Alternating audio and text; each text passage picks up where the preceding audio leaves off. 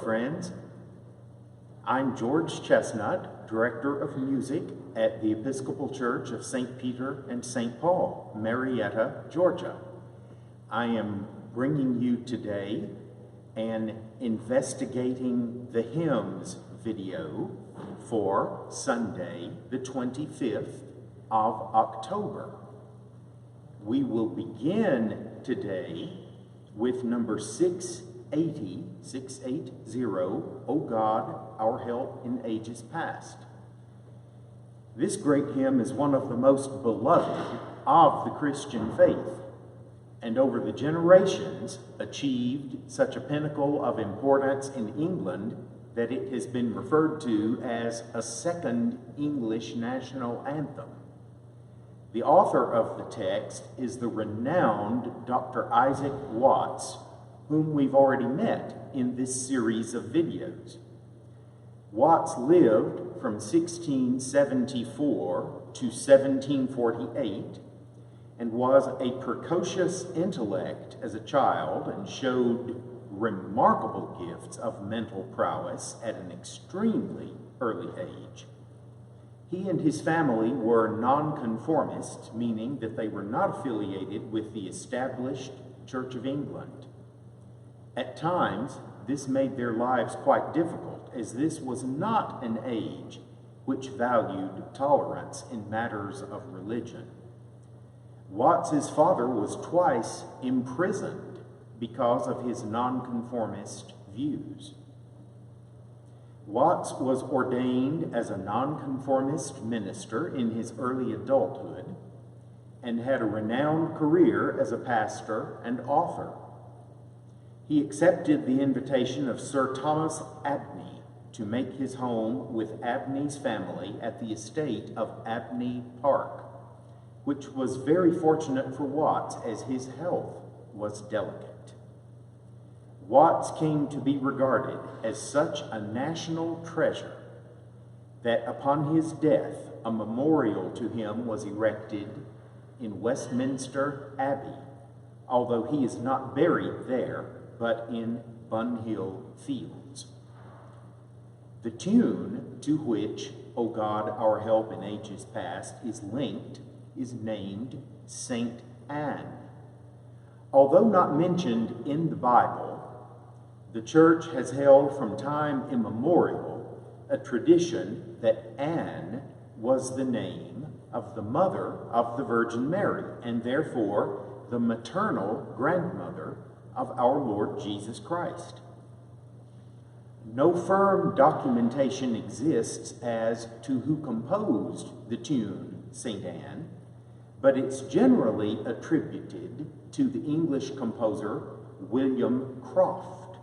It's believed that the name came from Saint Anne's Church in the Soho section of London, where William Croft was organist from 1700 to 1711.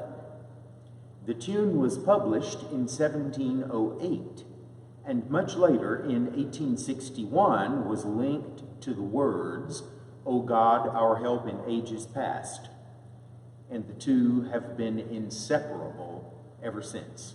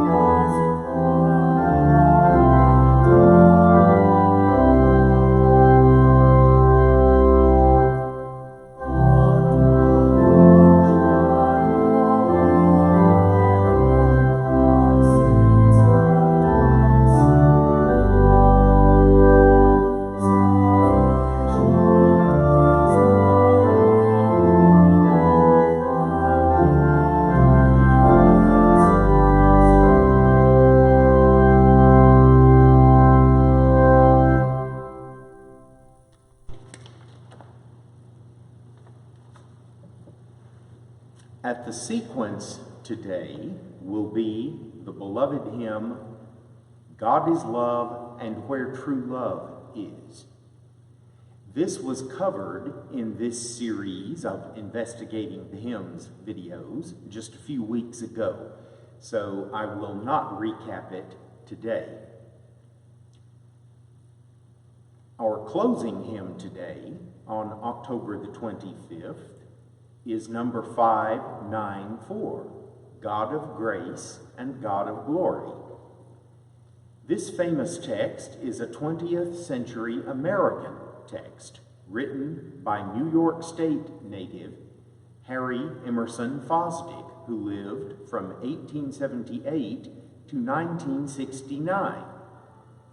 Dr. Fosdick was educated at Colgate University, the Union Theological Seminary, and Columbia University. Later, he served on the faculty of Union Theological Seminary and was the pastor of several prominent New York City churches. In October of 1930, he was called to the pastorate of the Riverside Church, the large and internationally famous interdenominational congregation founded by John D. Rockefeller, Jr. Dr. Fosdick became a controversial figure in 20th century American Christianity and was frequently caught up in public debates which he would have preferred to avoid altogether.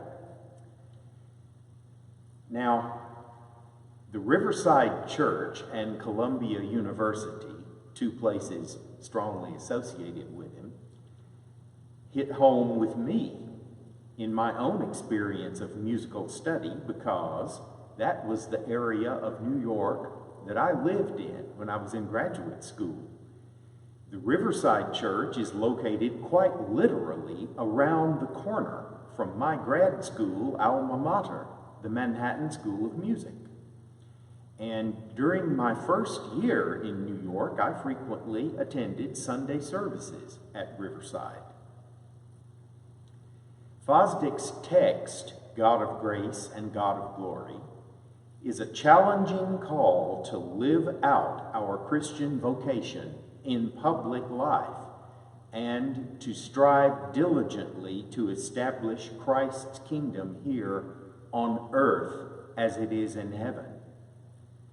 Especially poignant for the times we find ourselves in right now are these words: grant us wisdom, grant us courage for the living of these days.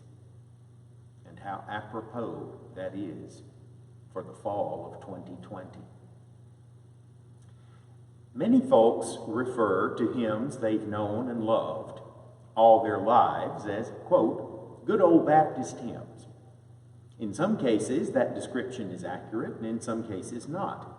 In this case, they're spot on, because the tune, Cum Ronda, to which God of Grace and God of Glory is sung, was composed by the Welsh Baptist layman John Hughes.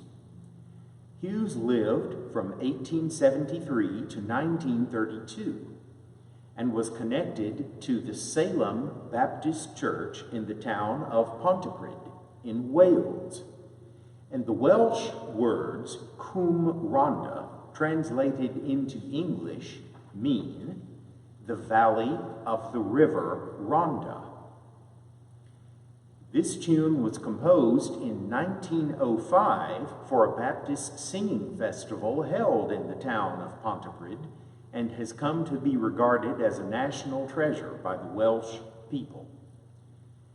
This tune is used for a great number of popular texts, another beloved one being, Guide me, O thou great Redeemer.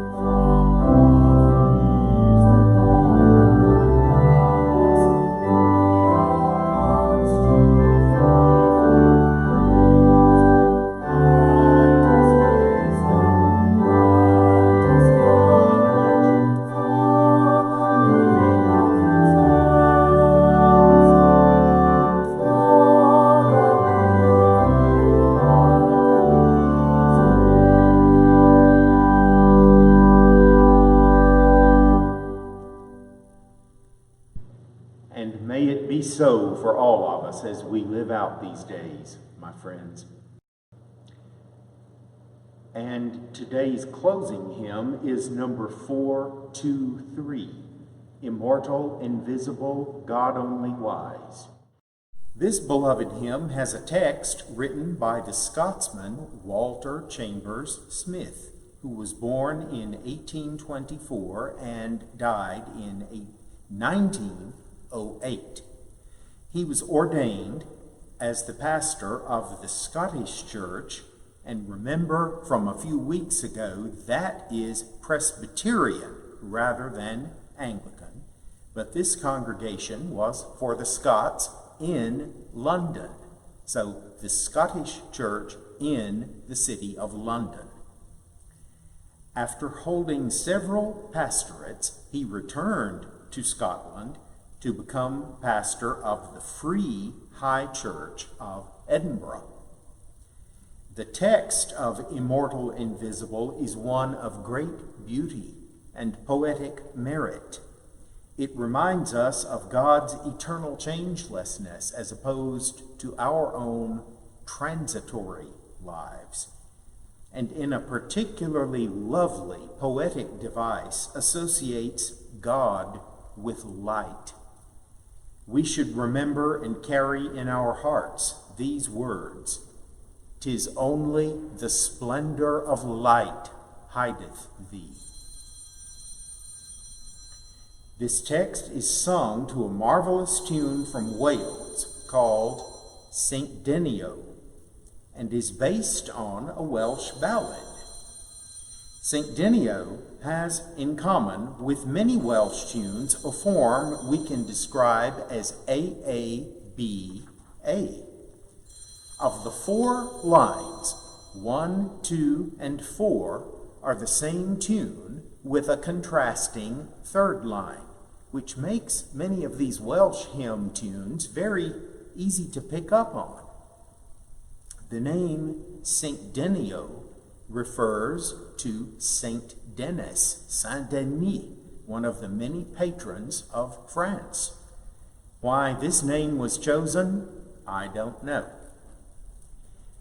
The composer, or really in this case arranger from the ballad, was John Roberts, a Welshman born in Aberystwyth in 1822 and dying in Caernarfon, site of the investiture of the Prince of Wales at Caernarfon Castle in 1877. Since John Roberts would have been a very common Welsh name at that time, this man was often nicknamed Wild John. And wouldn't you just love to know what that came from? I sure would. Anyway, Wild John Roberts began conducting choirs at the age of 14 and was a schoolmaster by the age of 16. He was eventually ordained to the Methodist ministry and helped found the wonderful tradition of singing festivals, which endures in Wales to this day. And you know what I have done? I have just given you the information for the closing hymn rather than for the sequence. So I'm simply going to skip over to it and go out of order. Immortal, Invisible will be your closing today, 423.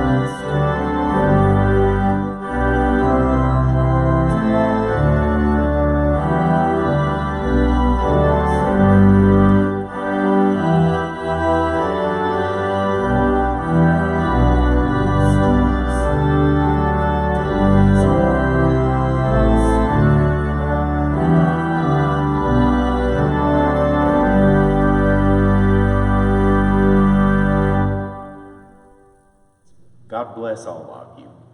Thank you for listening. See you soon.